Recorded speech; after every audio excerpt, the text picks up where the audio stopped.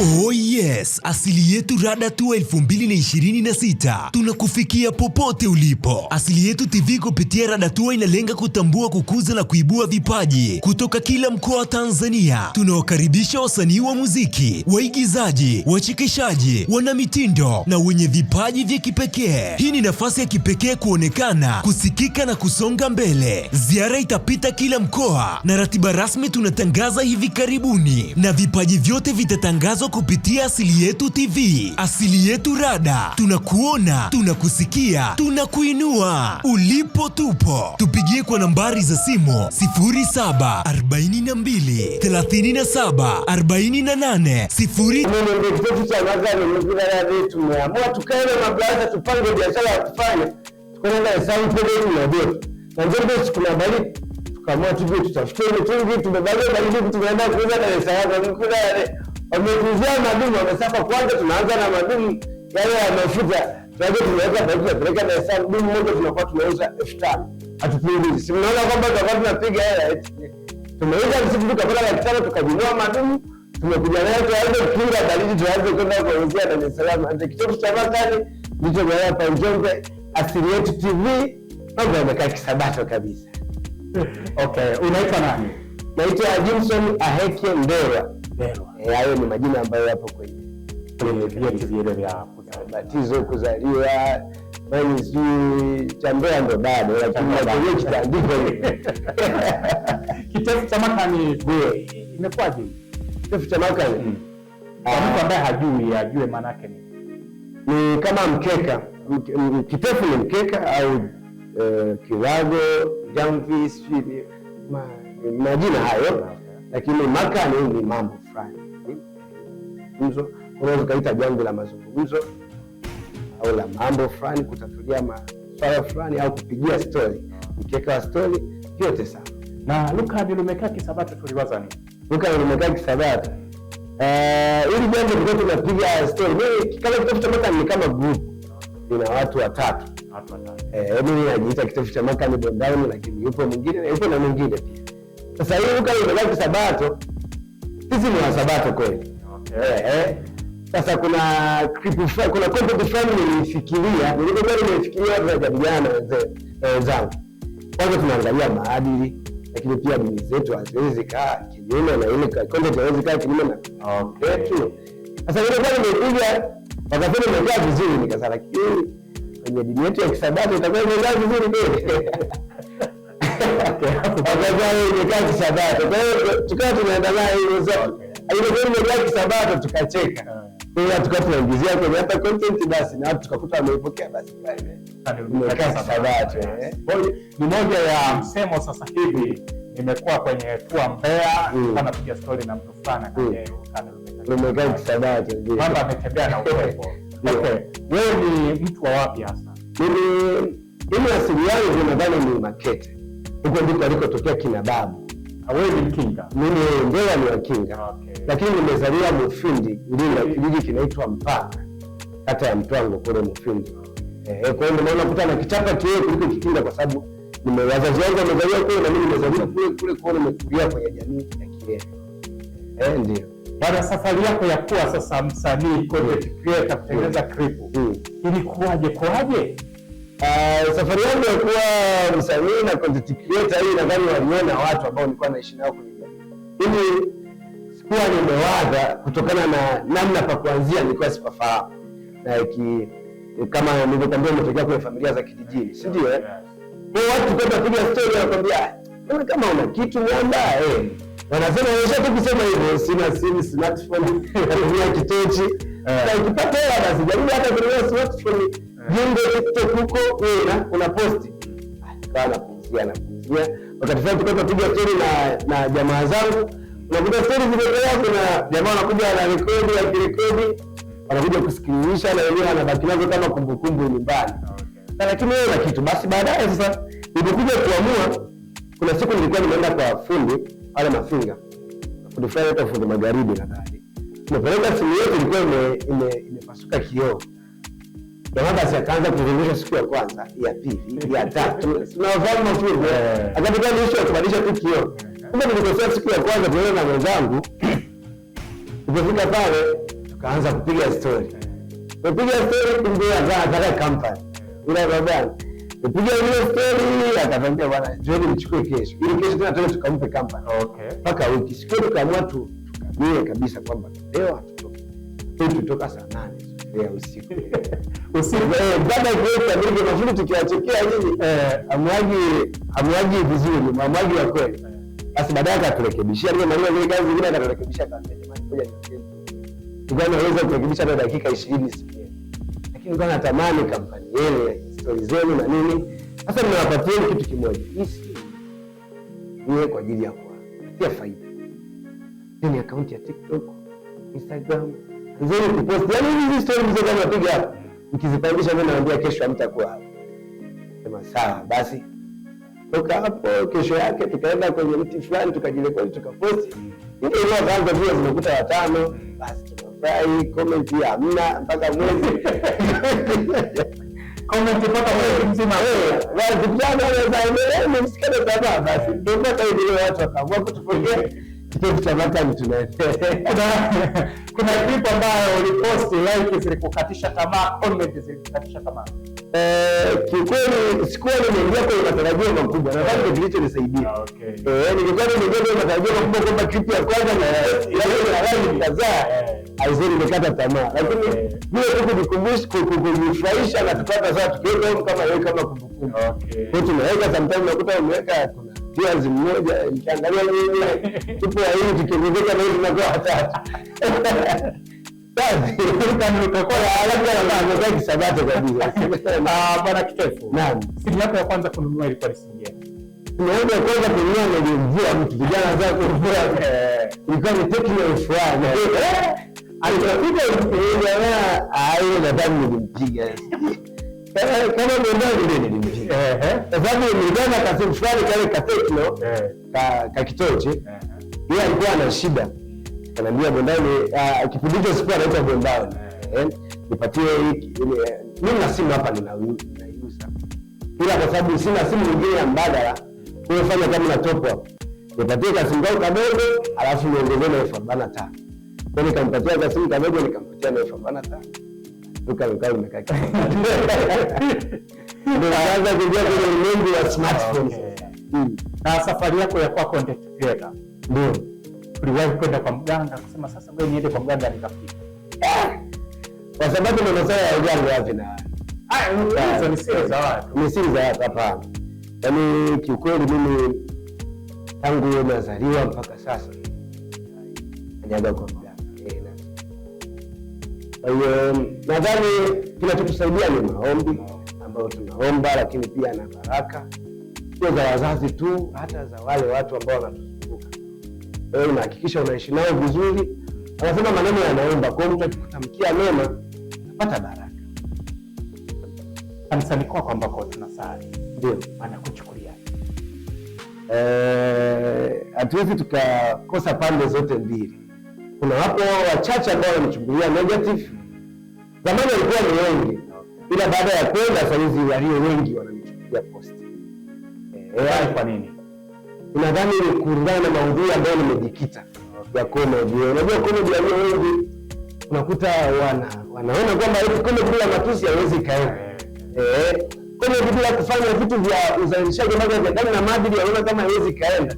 Sasa mimi kama kitovu cha makani hizo vitu hata sivitamani hata kwenye content zangu. Natamani talent ndio iongee. Yaani nisiforce it niwe nitembee nchi eti ndio watu waone kama ni mtu wa comedy au nifanye nitukane mtu hapana. Kama nina talent basi hata nikisalimia mtu atacheka vile vile, nikifanya nini atafanya. Kwa hiyo nabaki sana kwenye asili. Kwa hiyo ndicho hicho hata watu wa kanisani wameona na wengi ambao wanasema kusema hivi ndio kisabato kama watanipiga pini watu wa dini. Nikiangalia hata kanisani kwa mfano kama Jumamosi iliyopita nilikuwa kanisani. Kuna yule anakuta pastor ameniona akanitania kama kitovu cha makani na ile kuongeza sisi naona umekaa kisabato. Nikasema sasa nashukuru hata wachungaji. Kwa Mafinga niko ligi moja na Tulizo. Ndio. Tuko kundi moja au mimi niseme tu kweli wale watu ambao wapo uenda za juu kusini wote tupo kundi moja. Kwa sababu kwa nini? Uenda za juu kusini tulikuwa hatunaga watu wa kutuwakilisha kitaifa. Si kama unaelewa sasa hivi Sasa hivi ndio tunataka tupatikane, ndio tumepatikana, bado hatujapatikana vizuri, yani tunajitafuta. Tunataka na sisi wakitaja Iringa, wakitaja Njombe, basi wataje kitefu cha Makanda. Mbona wao wajitahidi kuja Njombe, naenda Iringa. Kama Mungu atasaidia, basi hata Mbeya na Ruvuma huko, yani tuwe tutambulishe kimataifa hii mikoa ambayo kwa sehemu kama huko nyuma ilikuwa imelala kwenye sana. Unamegaji Sabato. Kwa tuko pamoja Tulizo, Frenki, yupo Mnyalu Janja na wengine wengi madogo wananipigia simu. Sio madogo tu, hata watu wazima ambao wanatamani kuingia kwenye kutengeneza content ila hawajui anzie wapi.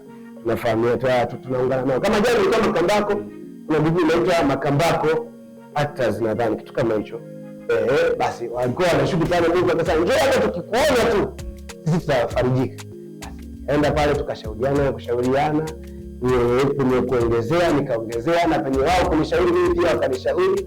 Nadhani Luka ikawa imekaa kisabato tunisaidia. Safari yako ya kutoka Mafinga kwenda Dar es Salaam ilikuwaje? Safari yako kama jina ndio lilienda kukamata sana. Ndio. Baada ya kuingia Dar. Baada ya kuingia Dar. Yaani sijui nisemaje. Nimeujiza. Kwa sisi ambao tunamwamini Mungu, tunaamini kwamba hakuna jambo linaloshindikana kwa Mungu. Iko hivi. Mimi kwenda Dar es Salaam sikupanga nini. Kuna mashabiki mimi huwa najibu DM. Yaani mtu yote akinitext DM hata kama amemtukana yeye anahakikisha namtoka mimi mtazamo yeye tu tunampeleka kwenye mtazamo post. Kuna wengine mwingine yeye anapiga kibentani wewe anatoka na tuaibisha anatufuata na mimi ndio. Kama naambia kwa kupitia content yangu sio kwamba anawaibisha, natambulisha kabila la nini? La Wahehe. Kwa hiyo unakuta mtu ametoka kwenye ile mtazamo. Sasa kuliko na mimi kumpangia wale nianze vipi utanisaidia nini na nini? Hapa namuelekeza. Kwa hiyo kuna shabiki alinifuata DM Facebook. Pia kitefu cha Makanda. Habari nikasema nzuri. Yaani message mpaka leo tunaanza kwenye screenshot. Nikasema poa. Na wewe unafanya vizuri, nikasema tunashukuru Mungu. Sema umeshawahi kufikiria kuja kwenye kituo cha TBC Dar es Salaam kuja kufanya hata wakuone tu? Sema sijawahi kufikiria kwa sababu sijui nitaanzia wapi. Na vipi ikitokea hata kesho yule shabiki anaitwa Jenari Mewa. Nikasema ikitokea hata kesho mimi naweza yaani hata saa hizi fursa icheleweshwe. Akaniambia ngoja niongee na watangazaji kama Haridi Gangana kipindi cha Nipe Tano na watangazaji wengine wasikubali nitakurudia. Nikasema sawa, wewe wewe angalia tayari tunaanza hapo. Sasa tunababa ndio nipata bio nataka tupige na yeye tumeona hapo nikamtumia. Tumekaa kweli kama siku mbili mimi nakuta nani ananipigia. Sasa bwana ile ndio ndio jiandae. Umesema Jumamosi jioni nije ufanyie interview. Na yeye kwa kwamba anakufuatiliaga anakufahamu. Yala na jioni ndio bwana ambaye labda ananishuti wakati fulani. Sasa mwanangu hii kweli ni dini leo au ni dini? Jamaa anasema ngoja wewe unajua wewe ndio nikatokea. Sasa tumo alimpa akili kabisa alimpa akili. Sasa hapa mimi leo nikajiongeza kwa sababu ni benzani. Nikasema tumo na nauli mbili. Na kuendelea na kurudia. Kwenda katikati. Tunaenda tunarudi bila lazima. Tunasafiri njiani tunakuta na tuulizia kusafiri usiku. Na zile gari za kuna kulala. Tunakuta na tuulizia mpaka saa 5. Mko wapi? Morogoro. Mko wapi? Ni watu wawili. Tunaona jamaa hizi kapotea tumenyona katika kazi kwa mbele. Tumefika pale tunafika Dar es Salaam saa 11 asubuhi tukalala pale kituo cha mabasi. Bila akatafuta tena. Mpo salama tukasema basi namba hiyo hapo alinipatia nikasema ya Haridi Gangana. Nakuta kwenye profile pale kwa picha Haridi. Nikampigia akasema madogo zeni muda fulani kama saa 5 hivi. Aenda hapo nimeenda nikasalia ndio gani Jumamosi siku ya kanisani. Pale karibu na TBC basi na kama na chai mara kidogo kucheza. Wanarudi naangalia kaza na ndio saa 6 tukanyanyuka ili tukaenda na nadhani hata ibada ilikuwa imeshaisha. Kaenda pale. Hapa tunakuta kweli tunaangalia kwenye kitabu cha wageni. Kitabu tambisha pale ulinzi mkali tukatoa tukaingia basi tunakutana naye. kwenye interview. Kabla nafanya interview hata sikuwa nina yaani bado naona kama mawenge imekuaje kufika pale wale wahudumu wa TBC nakuta walio wengi wananifahamu. Nikasema aisee, kweli Mungu anajua kujibu maombi. Mungu anajua kunifahamu hata mtaani kwangu tu na shule, kumbe mpaka Dar es Salaam wananifahamu. Kesho yake nikapata ofa tena ya kipindi cha Jambo Weekend. Nikafanya basi, ndio hivyo, hata media zingine zikaanza. Na huyo sasa aliyesababisha wewe kutoka Mafinga kwenda mpaka Dar es Salaam, ndio wakati mnaenda kwenye media tayari mmeshaonana? Hapana, yaani alifahamu, simfahamu kwa sura, naona tu jina lake Facebook kule alikuwa ananitafuta. Naingia TBC sijafahamiana naye. Nimemaliza mpaka interview sijafahamiana naye. Japokuwa yeye alikuwa anafanyia kazi pale pale ofisi za jirani. TBC kwa pembeni kuna ofisi ya Stafansi wanafanyia pale. Nilipotoka kwenye interview ndo akasema ukitoka pitia hapa tuonane, ndo nimetoka kwenye interview ndo nikaenda nikaona naye. Ndo nikasalimia. Safari yako ni safari yangu ikawa pale. Tunafikiria sasa tumeona kutoka Mafinga mpaka Dar es Salaam jinsi ulivyoenda, lakini pia ulikaa muda mrefu. Ndio. Ulikuwa tunaishi wapi? Hoteli au maji? Hela za kuweza kuisha hoteli mtazitoa wapi mimi? Sasa misitu. Misitu haiwezi ka Dar es Salaam, maisha yake ni gharama. Ikitokea ni kweli kama siku kadhaa hivi ndio wiki ya mwanzoni tuishi. Yes, sio hata sio ndio sio hoteli huko kageti fulani ndio tukapata lipia 15. Okay. Adabu kwa hiyo mwanangu analala huko na mimi nalala. Basi hivyo kama siku 5 hivi. Baadaye kwa sababu tulikuwa kwamba tunaenda Jumamosi, ile tutoka Ijumaa jioni. Sasa Jumamosi Jumapili jioni tutarudi. Sasa baada ya kuona media zinaweza tupigia kwamba utakuja na huko ufanye interview, ikabidi tu tunaongeza siku. Hapo tumeenda ndio tena kipata hapo tulikuwa tumeenda nacho. Mimi kwa siku 200,000 umejisakula kweli. Hapo nimeuza kidogo 200,000 ya sikukuu. Unajua tunaenda ile kama ya sikukuu. Kwa hiyo tajiri wako mshikaji wangu alikuwa kama na laki moja. Kwa tuna laki 3. Sasa hapa maisha yatakuwa burudani. Naenda tutafanya na shopping Kariakoo. Naenda sasa hiyo 15 ukipiga mara 5 na miseti na nauli, kwa sababu tulikuwa tufahamu mazingira ya kidi tu tuna boti. Kwa hiyo hivyo. Sasa tumetoka hapo tukaona gharama zinaisha, mshukuru tumebakiwa sina laki 2. Kwa laki 1 tumebakiwa na laki 1 na laki 1 hivi zimeenda na hesabu hizo zinakimbia. Hapa mwanangu kuna mashabiki tena wako kwa sababu mbona nasema wakawa kisha kwa hiyo anamwelekea tukamwambia nikiapatia chumba hata shilingi ngapi? Unajua sisi ni brand kama nataka zile laki ngapi. Sasa hiyo ndio tabei ndogo kabisa. Tukanitoa kidogo kwa 30 hivi ngapi. Sasa safi tutakuja tuvione. Enda kuona mwanafanya Mbezi Juu kule, kishuka pale bondeni, kama unaenda Tegeta huko pembeni, tukapata chumba basi tukalipia pale miezi 3, tukalipia miezi 3. Iliyobakia tukanunua kigodoro. Ile nunua godoro kwa hela imeisha.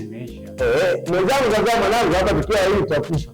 Ngoja mimi rudi Iringa niendelee kutafuta.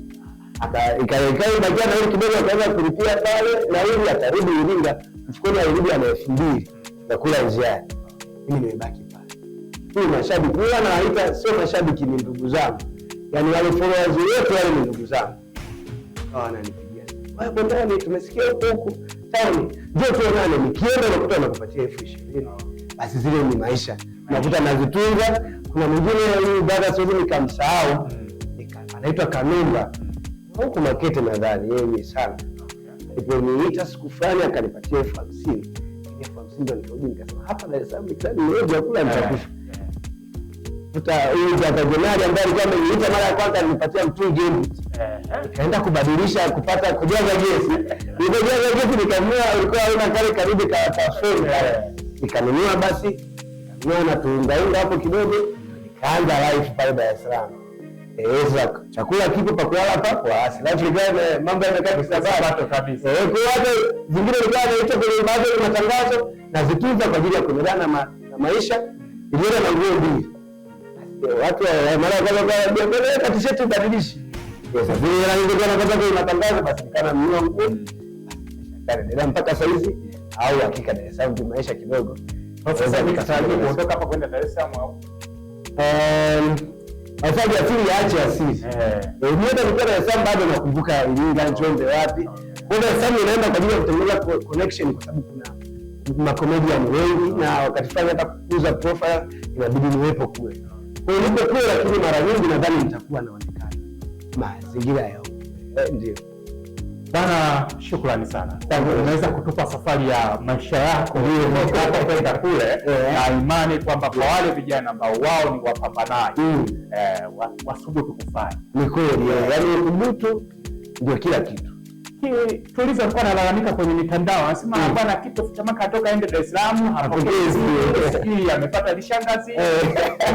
Ilikuwaje? Kweli hapokezi, ulipokea simu au ilikuwa tu ni story kuchangamsha? Tulizo na mimi ni watani sana. Ni watani, tunataniana sana.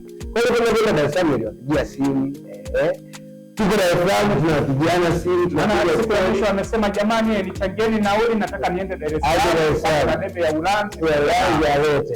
Ni kweli na tunawasiliana. Mimi nilipokuwa kule Dar es Salaam nimepanga chumba na sebule. Chumba na nimekaa Kisabati. Kwa hiyo bado niambia hata ukija kwa mfano kama nataka tufanye kazi. Kama unaweza kuona kama kuna baadhi ya gharama sio zipoje, unaweza kufikia hata kwangu. Nikalala sebule au kalala ndani. Au kwa vipi kama kuna baadhi ya wale mashabiki wengine ni wa kike. Ananiambia kwamba hata akija anaweza kafikia hapa au hata mambo yakiwa yamekaa Kisabati vizuri watu kama kwa hata roho atakaa kule atafika kule. Kwa hiyo bado tuko kwenye mawasiliano, bali nitakapokuwa ninaenda tena kuna uwezekano wa kwenda wote. Na yeye pia atangurike kule Dar es Salaam. Yaani yeye akisema kwamba sipokee simu tulizo kwenda tunaweza kuvuka barabara kweli. Kwa sababu yupo na bondani wale sasa wewe unajanga pale. Yupo tunanianaje? Hukumu pia wewe. Kama mimi nienda naye ataweza. Okay. Kundi lako unajua nalo kusepa nalo. Kundi langu pia, yaani sio nisemaje. Hapa nilipo nimebeba nyanda za juu kusini na gari. Kwa hiyo labda ninapotoka niliambiwa kwamba ninaenda kama ambavyo Yesu alitoa ahadi kwa watu. Naenda kuangalia makao nitarudi kuachukua. Kwa hata mimi niliambiwa ninaenda kuangalia kwanza connection. Ukija Dar es Salaam tutaishije? Dar es Salaam huwezi kurupuka kwenda kuishi. Nikiona hivi nikishaona tumekaa vizuri nitawaambia join sasa tuanze kufanya. Kwa hiyo na wenyewe hapo nadhani wananiombea pia, wananipa mawazo na ushauri kwa baadhi kama hivi. Kitofauti Chamaka ndio bwana, tumepiga story vya kutosha, lakini kitu ambacho ni enjoy ni ile somo jinsi ulivyolitoa, ndio kubwa sana. Heshima sana mashabiki, yaani mtu yeyote mimi ninamheshimu yeyote yule, awe chizi awe nani, ana mchango wake wa kusaidia muda wote ule. Kwa hiyo simdharau mtu. Njombe hapa nimefika leo na kutoa Asili TV, hatujatokea kijiji kimoja, lakini ni vile ambavyo wewe umetokea kuniheshimu na mimi nikakuheshimu, basi tumetengeneza connection. Sijui mbeleni kitatokea nini kupitia wewe. Kwa nini pia kesho ni Mungu na Mungu anapitisha baraka kupitia watu hawa tunaowaona. Kwa hiyo dharau baraka zako. Ni hivyo bwana. Sema na mashabiki zako. Mashabiki zangu mimi kwanza nasema ninawakubali sana. Endelee kusapotiana. Ninashukuru kwa wale ambao wanaendelea kunishauri ili tuweze kufika mbali. Lengo langu natamani kwenda za juu kusini tuitangaze kimataifa, kidunia, yani baadaye Mungu akifungua mipaka mimi sitamani kuishia Tanzania tu. Tamani tunapotaja kabila ya Wabena wa Wakinga, Marekani wao wanafahamu. Wao wanajua. Watu huko wale na watu wao wanajua. Wakisema tunaenda leo wanajua Kitofauti Chamaka ni yupo pale. Kwa hiyo tusapotiane kwa kila jambo. Hapa ndo gari linaanza kuwaka, yani sijafika ndo tunaanza kwa ajili ya kukamilisha ndoto zetu. Kwa hiyo mimi niko pamoja na mimi kama mwakilishi wenu, wengine wao wanaita balozi ya neno la GPC. Kwa hiyo nipo hivyo kwa ajili ya kuwakilisha ndugu zangu. Endeleeni kuniombea na kunishauri kwa ajili ya mambo mazuri. Unatuaga na lipi? Mbona naanza kunyanyasa kidogo Mimi siwaga kwa sababu nipo huko. Wewe sasa kusema ninawaga. Mimi nipo nimetia mabegi.